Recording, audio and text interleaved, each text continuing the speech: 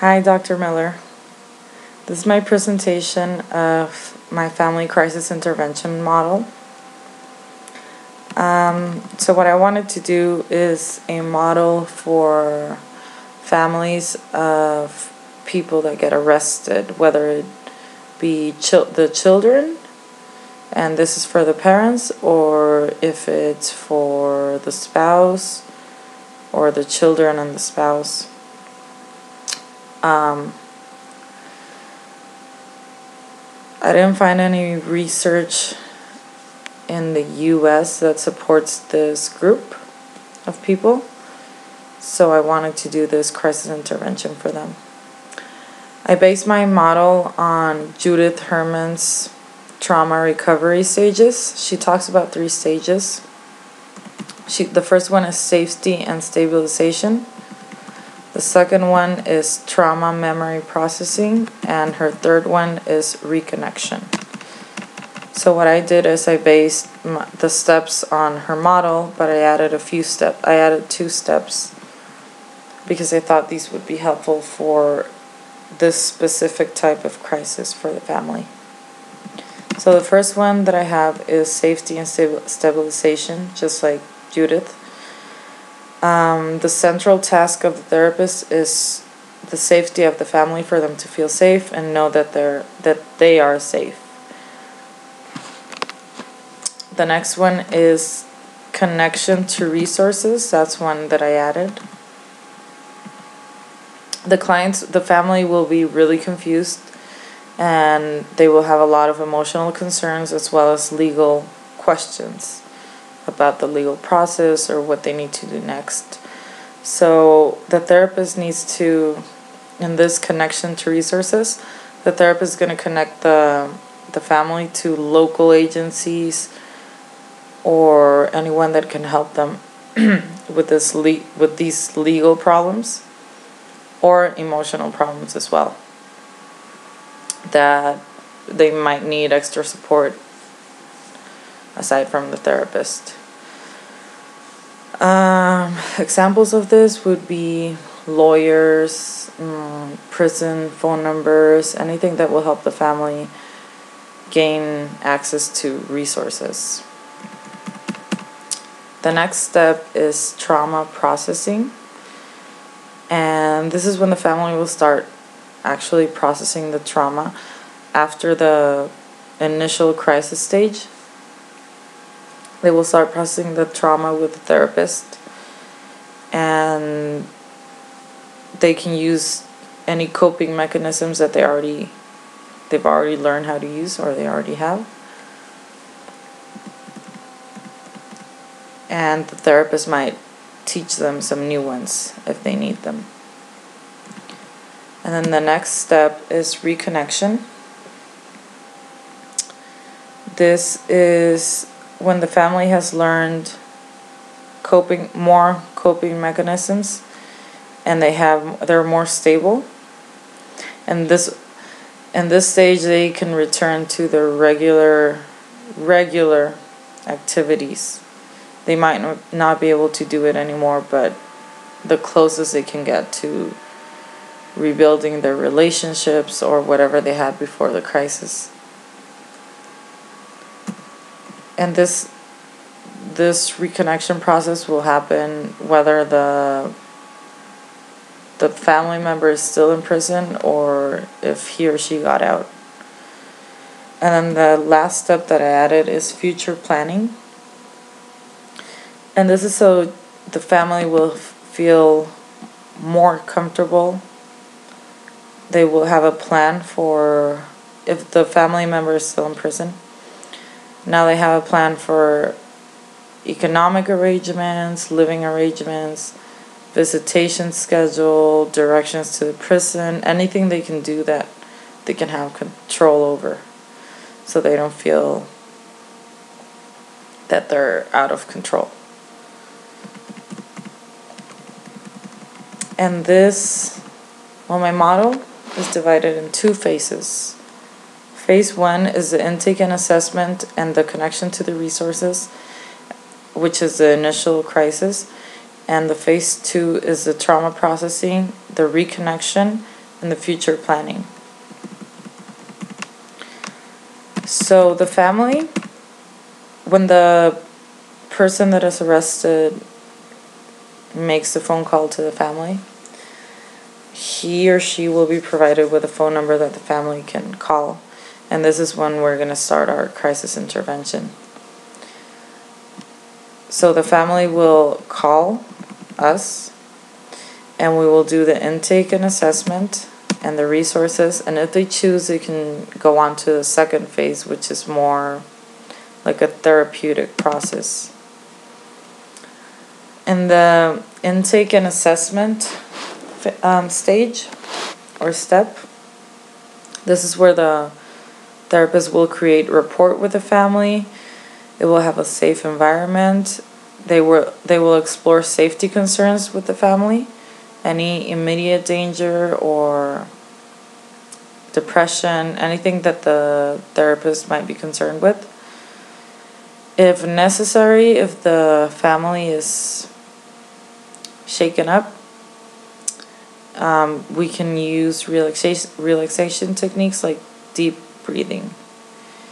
And then we can explore support networks, just people around them, any other family members. This is an intake and assessment. And then the second step of phase 1 is resources.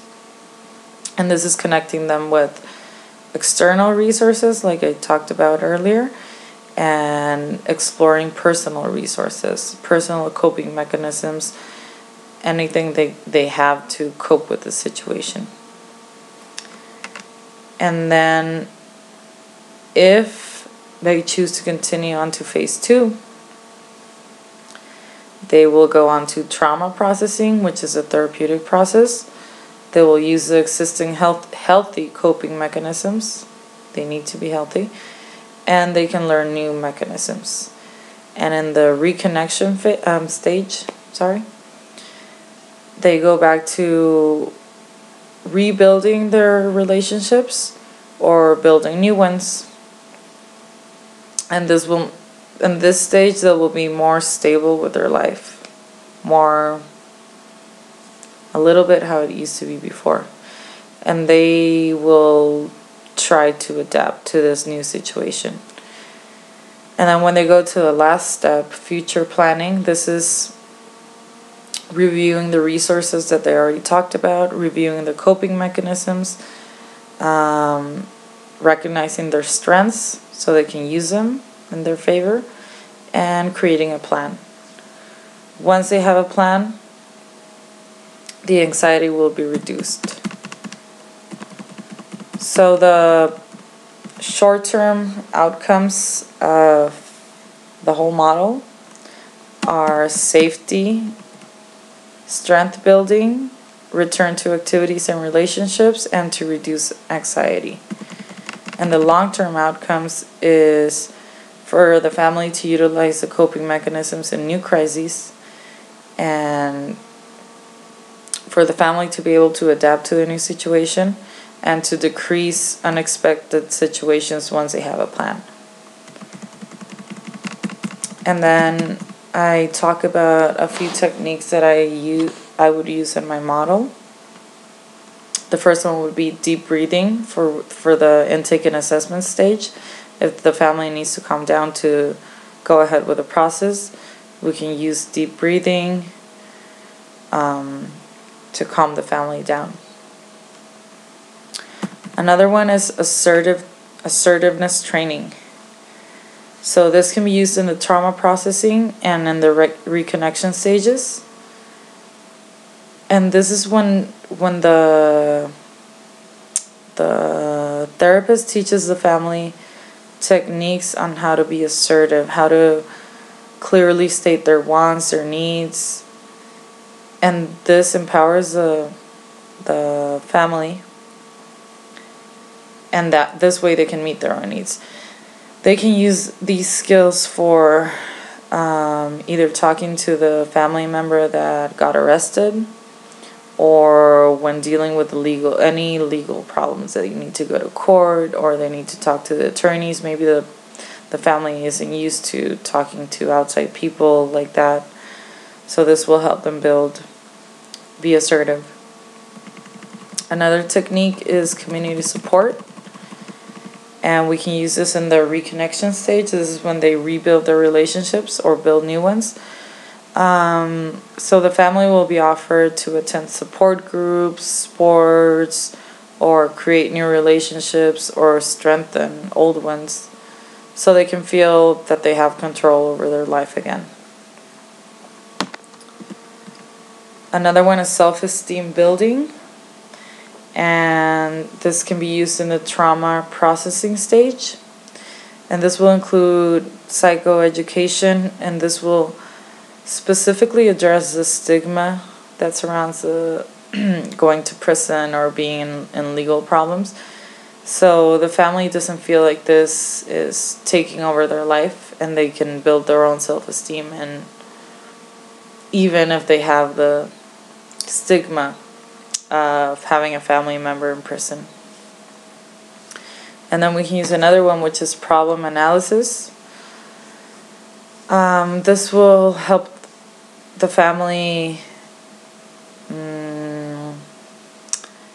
to view problems in a different way. This is like identifying problems and how, if they're solvable by them, if they're not. And they can identify any solutions that they can have for the problem, or if the solutions are going to be short-term or long-term. So this way we can reduce anxiety and only focus on the problems that we can actually solve. The next one is, another one could be strength recognition. And this was used by the therapist to highlight any strengths that the family has so they can use it in the situation. And then the progress of the family will be tracked using scaling questions. And if the numbers of the answers increase, then we can say that it was successful in helping the family go through this crisis. And the overall goal of this model is just to help decrease the initial confusion of having a family member arrested, and to provide the family with internal and external resources to help the family adapt to the new circumstances. And this way the family can better cope with the situation. I think that's it. Thank you.